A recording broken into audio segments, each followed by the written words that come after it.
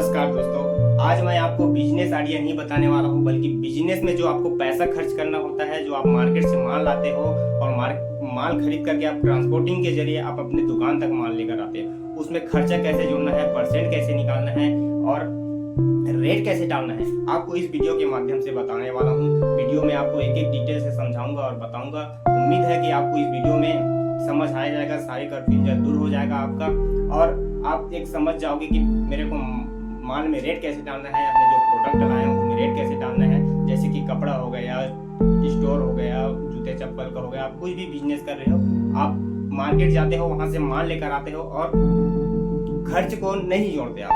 खर्च को उसमें एक एक पीस में कैसे जोड़ना है, किस हिसाब से लगाना है उसमें रेट, आपको इस वीडियो में मैं बताऊंगा। यदि वीडियो अच्छा लगे तो चैनल को सब्सक्राइब कर देना और वीडियो को लाइक कर देना। इसी तरह मैं आप लोगों के लिए और भी वीडियो बनाकर लेकर आता रहूंगा, जानकारी छोटा छोटा बताता रहूंगा और मेरा हौसला बढ़ता रहेगा। स्टोर वाले हैं और ऐसे इस प्रकार से, जैसे कि जूता चप्पल वाले दुकान है और ऐसे बहुत से दुकानों में है जो बड़े बड़े प्रोडक्ट, बड़ा बड़ा सामान 250, 300, 400, 500 के जो सामान लेकर आते हैं, वो लोग इसी तरीका को अपनाते हैं। आपको शुरू से लेकर के लास्ट तक बताऊंगा कि कैसे परसेंट निकालना है, कैसे आपको रेट डालना है और किस प्रकार से आपको बिक्री का रेंज डालना है। तो वीडियो में शुरू से लास्ट तक बने रहना। स्टार्ट करते हैं जब तक वीडियो। यदि आप नए दुकानदार हो, आप नए नए माल लेने जा रहे हो या पहले से आपका दुकान है और माल लेने जा रहे हो, मगर माल लेकर आ रहे हो उसमें आपका जो खर्चा आ रहा है, आपका जो खर्चा आ रहा है वो खर्चा को आप नहीं जोड़ रहे हो, ऐसे ही आप जो रेट में आ रहा है उसी रेट में बेच रहे हो, तो आपको मैं इस वीडियो में जो खर्चा कैसे जोड़ना है और कैसे लगाना है परसेंट में आपको इस वीडियो में बताना। मान ले जाए आप जा रहे हो, आप खरीदी करने 200, 250, 300 किलोमीटर आप खरीदी करने जा रहे हो, उसमें आपको क्या 1000-1500 रुपये आपका खर्च आ रहा है। मान लीजिए आपका 1500 रुपये खर्च आ रहा है, ट्रांसपोर्टिंग चार्ज है, आपका बस किराया है या खुद का भाड़ा करके गए हो, उसके बाद उसका पार्सल का पैकिंग का है, उसमें सब मिलाकर मान लीजिए आपको 1500 रुपये आपको खर्चा आया है। 1500 रुपये आपका खर्चा आया है। अब 1500 में आप खर्चा करके आप एक पार्सल माल लेकर आए हो, 2 पार्सल आए हो, जैसे कि हम एक पार्सल का मोटा मोटा हम हिसाब लगाते हैं। जैसे कि एक पार्सल में आपका 50,000 रुपये का माल आया है, 50,000 रुपये का आपका माल आया है। अब 50,000 में आपको परसेंट कैसे लगाना है, इसमें आपको खर्चा कैसे जोड़ना है, आपको परसेंट लगाकर खर्चा जोड़कर आपको दिखा रहा हूँ इस वीडियो में, ताकि समझ आ जाए। और जैसे कि मान लीजिए आपका 50,000 रुपये का है, तो अब 50,000 रुपये में आया, जिसके कैलकुलेटर का सहारा ले लेता हूँ, पेन में तो लंबा समय हो जाएगा और वीडियो भी लंबा बन जाएगा। 50,000 में जैसे कि 3% हम भागित कर देते हैं, 3% 1500 रुपये आ रहा है। इसी तरह से आप 50,000 पे 1500 रुपये का परसेंट आप निकाल सकते हो। जैसे कि ये 3% आपका खर्चा बैठ रहा है, 3% खर्चा बैठ रहा है। 5% आपका जो बिल में लगा है जीएसटी, खैर तो बिल में आपका नीचे में जोड़ करके वो व्यापारी देता ही है बिल में, कैसे जैसे 50,000, 60,000 जो भी आपका बना हुआ है बिल, उसके नीचे 5% जो परसेंट है वो ज़्यादातर 5% जीएसटी चलता है। कपड़ा के हिसाब से मैं बता रहा हूँ, या फिर और आपको भी आप कोई सामान लेकर आए हो उसमें भी आपसे अलग अलग जीएसटी रहता है, लेकिन मैं आपको जो 5% जब भी चल रहा है उसका मैं बता रहा हूँ। आप इसी तरह और भी जितना भी चाहिए, 8% है, 10% है, जो भी जीएसटी आप इसी तरह इसी प्रोसेस से आप कर सकते हो। 3% आपका खर्चा हो गया, 5% जीएसटी हो गया, टोटल ये आपका 8% हो रहा है। आपको 8% खर्चा जोड़कर जीएसटी जोड़कर आपको 8%, जैसे कि आपको 8% लग रहा है खर्चा और जीएसटी मिलाकर। अब इसको आपको क्या करना है, रेट साड़ी में जैसे कपड़ा है, कोई भी सामान है, अब उसमें आप इस खर्चे को पर जीएसटी को आपको कैसे लगाना है और कैसे आपको रेट करना है वो मैं आपको बता रहा हूँ। जैसे कि मान लीजिए 200 रुपये का है कोई सामान, या फिर 250 रुपये का है आपका कोई सामान, या तो फिर 500 रुपये का है। अभी 200 रुपये के बिल में लिख कर आया है, जीएसटी से कोई मतलब नहीं है, खाली मैं आपको बिल का बता रहा हूँ जो रेट है वो। तो नीचे में जैसे कि सबको टोटल मारकर, जैसे कि तो सबको टोटल मार देंगे और टोटल मारने के बाद नीचे में जीएसटी लगा देंगे। मैं आपको एक प्रोडक्ट में बता रहा हूँ कैसे आपको लगाना है। जैसे कि 200 रुपये का है, आपको ये 8% को जोड़ना है। जैसे कि मोबाइल में भी जोड़ोगे तो मोबाइल में भी आपको कैलकुलेटर के सहारा लेना। जैसे कि 8% है तो 200 में 8 दूनी 16 मतलब 16 रुपये और जुड़ जाएगा। मतलब ये कितना हो जाएगा, इसका रेट खर्चा जोड़कर जीएसटी लगाकर 216 रुपये का बन जाएगा। 216 रुपये का आपका ये बन जाएगा। ये रेट हो गया आपका। वह इसी तरह आप इसमें करोगे तो कितना आ जाएगा, 270 रुपये आ जाएगा ज़्यादा से ज़्यादा। 250 रुपये में हम जीएसटी 8% जोड़ दे रहे हैं। ये देखिए 270 रुपये आ गया। ये 270 रुपये का, आप 270 रुपये इसी तरह आप अपना रेट कर सकते हो। 500 में 8 पंचे 40, 540 रुपये हो जाएगा। ये 540। अब जीएसटी खर्चा लगाकर आपका प्रोडक्ट सामान पड़ रहा है इतना। अब इसमें आपको रेट कैसे करना है, ये तो आप हम यहाँ पर लगा लिए जीएसटी के परसेंट लगा लिए खर्चे का, और उसके बाद जीएसटी को भी जोड़ लिया, 8% आ गया। यहाँ पर अब प्रोडक्ट में भी हम जीएसटी लगा लिए। प्रोडक्ट में भी हम जीएसटी लगा लिए। अलग अलग प्रोडक्ट है, अलग अलग रेंज का है। अब ऐसा तो नहीं है एक ही रेंज का है, सब अलग अलग रेंज का एक पार्सल बनकर आता है। यदि एक रेंज का है तो आप उसमें जीएसटी मत लगाइए, सितंदन के हिसाब से कर दीजिए। जैसे 1500 रुपये खर्चा आया है, 50,000 का माल है, और उसमें जैसे कितना नंग है, 100 पीस है, 80 पीस है, 50 पीस है। जैसे 100 पीस है तो आपको 100 पीस में कितना रुपये नंग पड़ जाएगा, 15 रुपये। तो आप 15 रुपये नंग के हिसाब से, जैसे कि 15 रुपये 216 रुपये है तो आप इसमें परसेंट लगा करके इसमें सीधा आप 15 रुपये जोड़ देना। हर एक आइटम में 200 में 215 रुपये हो जाएगा। नंग के हिसाब से आप कर सकते हो। अब इसी तरह इसको अब ये हमारा रेट निकल गया। हमारा प्रोडक्ट का ये 200 रुपये का जो है वो 216 रुपये हो गया, 250 रुपये का है वो 270 रुपये हो गया, 500 रुपये का है वो 540 रुपये हो गया। ये हमारा रेट निकल गया, फिक्स रेट है, हमारा खरीद रेट है। अब इसको हम प्रोडक्ट में हम रेट लगाएंगे सीधा। अब प्रोडक्ट में अब बिक्री रेट लगाएंगे। अब इसको ऐसा तो नहीं है 216 रुपये का है तो आपको 216 में ही बेचना है। 216 के है 350 में बेचेंगे, 400 में बेचेंगे, 500 में बेचेंगे, आप जितना परसेंट मार्जिन। यदि आप फिक्स रेट डालते हो तो आपको क्या करना है, इसमें फिक्स रेट में आपको आप एक मार्जिन चुन लेना है। जैसे कि मेरे को 500 के नीचे में कितना परसेंट कमाना है, 30%, 40%, 500 से ऊपर के में 50%, 60%, जितना परसेंट आप मार्जिन रखें अपने हिसाब से, जो भी सामान है आपका उसके हिसाब से आपको परसेंट रख लेना है। जैसे कि 216 रुपये की है, इसमें मैं 40%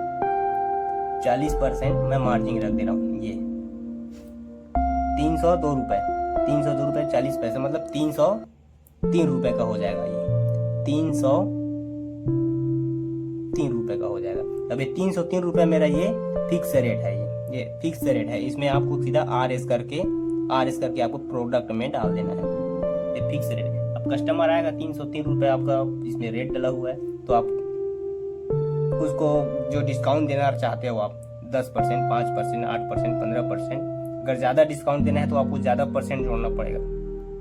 ज़्यादा डिस्काउंट देना है तो ज़्यादा परसेंट जोड़ना पड़ेगा। आप डिस्काउंट के हिसाब से भी आप अपने हिसाब से जोड़ सकते हो। जैसे 10% डिस्काउंट दे रहे हो, 5% डिस्काउंट दे रहे हो, अब जो भी डिस्काउंट दे रहे हो उसके हिसाब से आपको परसेंट जोड़ना है। अब मोल भाव वाला करना है, ये फिक्स रेट है आपका। इसमें कोई कंझटबाजी नहीं है, ना मोल भाव का है, ना कचर पचर, जैसे कि ग्राहकों से इतना दे रहा हूँ, 200 दे रहा हूँ, 500 दे रहा हूँ। इसमें कोई कंझट ही नहीं है। सीधा आपको फिक्स रेट है। इसमें आप कस्टमर को बता दीजिए कि मेरा फिक्स रेट है, भली 5-10 राउंड फिगर आप कम से ज़्यादा दे सकते हो। कैसे करके कि आप कस्टमर से बात कर सकते हो। ये तो फिर आप मोल भाव वाला कर रहे हो। जैसे कि 270 रुपये का है, ये 270 रुपये 540 रुपये का है।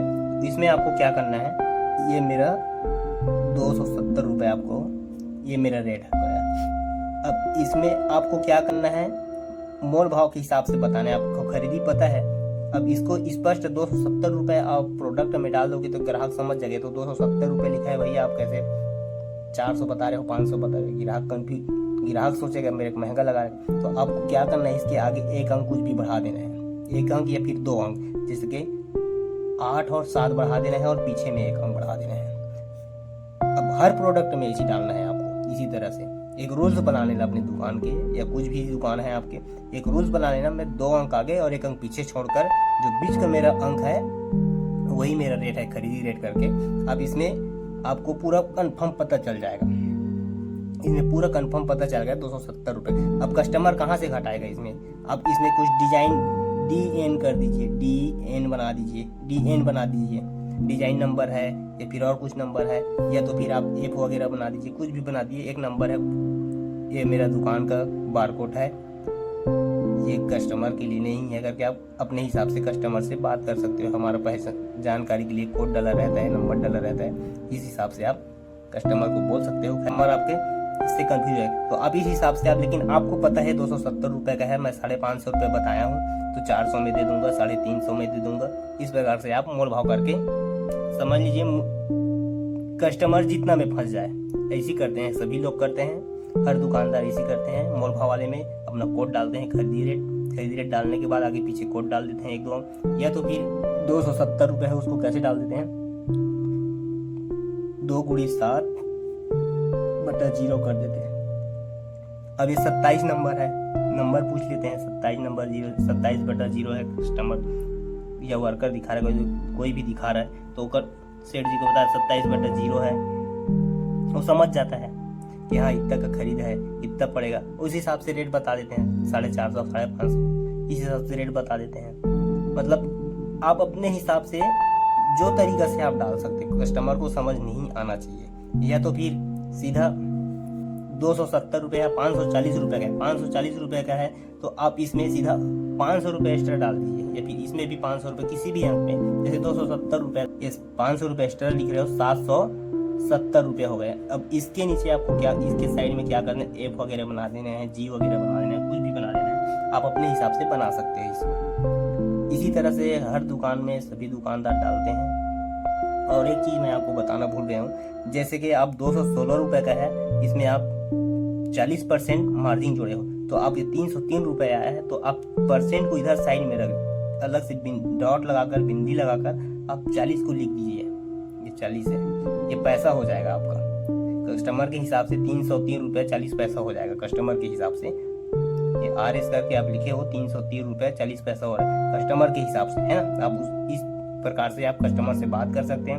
उसके बाद आपको ये मालूम रहेगा कि मैं ये 303 रुपये का है, इसमें मैंने कितना परसेंट मार्जिन रखा है, ये आपके यादगार हो जाएगा कि इसमें कितना परसेंट लगा है 500 के नीचे में। या फिर कोई ऐसा भी हो जाता है, कोई प्रोडक्ट अच्छा है, वो कम रेट का है, लेकिन मेरे को उसमें ज़्यादा मार्जिन रखना है, ज़्यादा कमाना है, ज़्यादा में बेचना है, ये दिखने में 500-600 का लग रहा है, तो इसमें मैं जैसे 300 रुपये का है, 300 रुपये का है और वो दिखने में हैवी लग रहा है, और आप उसको ज़्यादा में बेचना चाह रहे हो या फिर महंगा उसमें अच्छा कमाना चाह रहे हो, समझ लो 40% की जगह बजाय आप कहीं 80% कमाना चाह रहे हो, 80% कमाना चाह रहे हो, तो आपको यहाँ पर 80% आपको एक अनुभव, आपको याद रहेगा कि मैंने इसमें इतना परसेंट लगाया।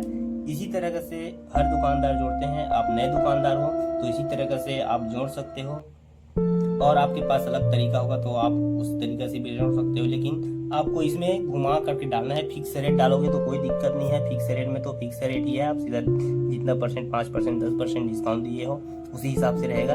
लेकिन आप मोल भाव वाला कर रहे तो मोल भाव में आपको आपका खरीदी रेट डालना है, खरीदी रेट के आगे पीछे आपको जो भी कोड वगैरह डालना है, 7 डाल देना, 8 डाल देना, 9 डाल देना, या तो फिर ऐसे भी कर सकते हैं 270 रुपये या 540 रुपये का है, इस प्रकार से भी लोग डाल रहे हैं और कर रहे हैं। इस हिसाब से आप डाल सकते हो 27/0, आप इस प्रकार से भी डाल सकते हो। मतलब इस तरह से सब दुकानदार डालते हैं और ये तरीका बहुत बढ़िया तरीका है, आप इस प्रकार से डाल सकते हो।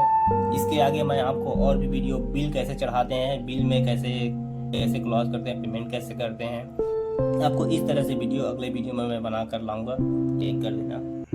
उम्मीद है इतना में आपको समझ आ गया होगा। अब अगले वीडियो जो आने वाला है, आपको जो बिजनेस में लॉस होता है, आप बोलते हो मेरे को 40,000, 50,000, 20,000 इस महीने में लॉस हो गया, इतना घाटा हो गया, उसके बारे में आपको मैं लेकर आऊँगा, घाटा क्यों होता है और आपको प्रॉफिट कैसे निकालना है। यदि आप नए हो तो चैनल को सब्सक्राइब कर लीजिए और वीडियो को लाइक कर दीजिए। नमस्कार, धन्यवाद।